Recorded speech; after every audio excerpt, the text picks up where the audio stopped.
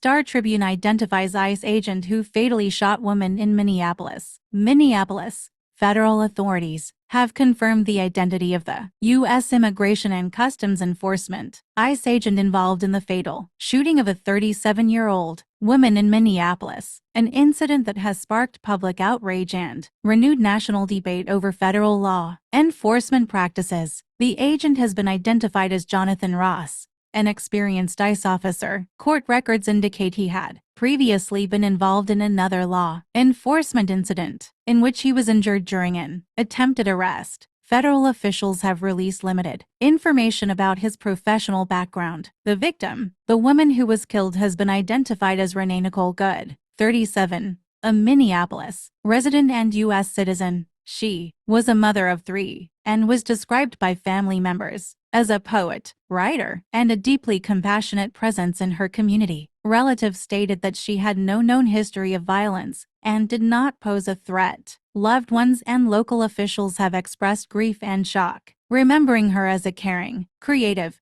and devoted mother. Disputed circumstances. The exact circumstances of the shooting remain under investigation. Federal authorities claim the agent fired after perceiving a threat, saying the woman's vehicle moved toward officers during a large-scale enforcement operation. However, local officials and some witnesses have challenged that account. Video footage that emerged after the incident has fueled public questions and intensified calls for transparency. Minneapolis city leaders have criticized the federal version of events and called for an independent investigation. Community reaction. The shooting has prompted protests, vigils, and community gatherings across Minneapolis. Demonstrators are demanding accountability and clearer answers regarding the use of deadly force by federal agents. State and city officials have condemned the incident and emphasized the need for a thorough, impartial investigation to determine responsibility. What comes next? The identification of the agent marks a significant development in the case, but many questions remain unanswered. Investigators are continuing to review video evidence, witness statements, and forensic findings to reconstruct what happened. Meanwhile, the death of Renee Nicole Good continues to fuel a broader national conversation about federal enforcement operations,